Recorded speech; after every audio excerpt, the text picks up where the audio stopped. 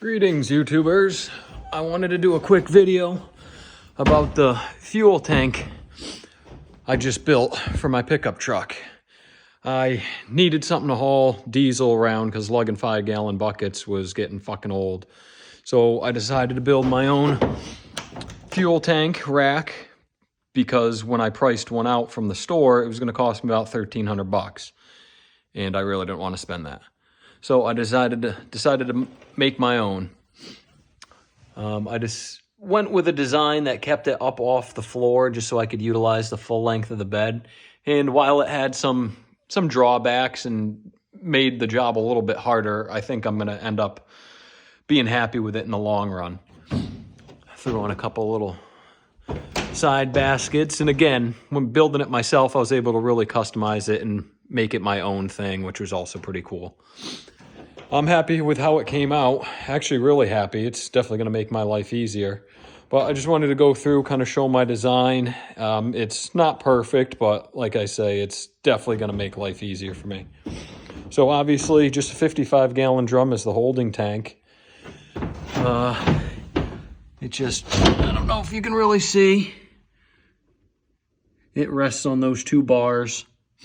I put some old fire hose padding down and some foam just to stop the abrasion wearing through, and did the same thing where my straps came over. I was pretty happy with how my pickup tube works. It's actually pickup and fill tube all in one.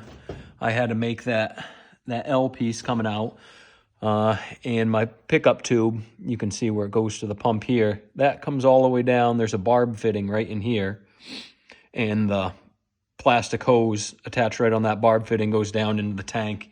It's weighted down so it stays at the bottom. I had to buy this venting cap just for the warmer months when it heats up. And yeah, you can't really, you can kind of see down in there that plastic tube. It's catching the light a little bit. That copper line is just a breather tube. I thought it was going to allow fuel to run in there better, but I was getting a lot of purge back when I had the pump going wide open. So I threw in that copper line, and that helped funnel some air by. It stopped it from bubbling back up on me. Can't run the pump open full bore on it, but at least I can run it to the first click on the little catch mark there. So yep, everything comes out of the tank, goes right up around. And instead of buying a Fill-Rite pump for $300 and some odd, I bought the Harbor Freight pump. It's a Pittsburgh. Yeah, I think a Pittsburgh product. They don't sell it in store. I could only find it online, but this little guy was like $165 and well worth it in my opinion. I mean, just a 12-volt transfer pump for fuel and whatnot. But yeah, you can see where my tube goes in, picks up. Everything's hardwired. I've got an extra switch hardwired in the cab that you have to turn on first before you can activate this switch, just to stop it from accidentally going on or for somebody just pulling up and emptying out my fuel tank on me. But the pump works really good for the money, especially. I'll kind of show it in action here. I did buy a 20-foot hose for it. It comes with a 13-foot rubber line, but 13 feet doesn't really get you very far. So I splurged and spent the extra $60 on a 20-foot.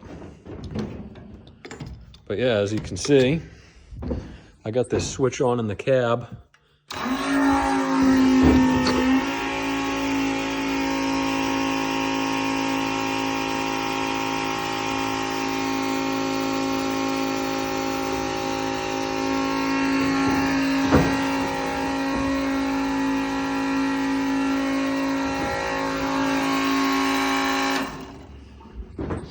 So yeah, that's basically it. And it's just been night and day difference. Like I said, hauling 5-gallon buckets, 5-gallon gas cans. I mean, you do 4 or 5 of them every time you need to fill up, it becomes a real pain in the ass. So I'm really happy with this design. Again, a couple things could have been changed. A new breather tube, perhaps. If I ever had to do it again, I would have probably taken a tube, come right out here, and then plumb it into my upright here, just so all that air could come out and it would still be contained for any kind of splashing. It'd be below the cap. So if I have to modify it, that's probably what I'll end up doing. But for the meantime, it's working fine. I'm happy with it, and I really don't think I'm going to mess with it. Yeah, I got my lifting points and everything on there, so I can pick it up out of there with the machine, because a full one of these things I figure is going to weigh 600-700 pounds, somewhere in there. But yeah, any questions, comments? If you like the design, again, I recommend these Pittsburgh pumps. I mean, that was the most expensive part of my build. But right here, I had all the metal kicking around. I just needed to buy the pump, the hose, a couple of straps, a few minor things. I probably spent around, between $250 and $300 to build everything, which is a hell of a lot better than $1,300. But yeah, check out those Pittsburgh pumps online.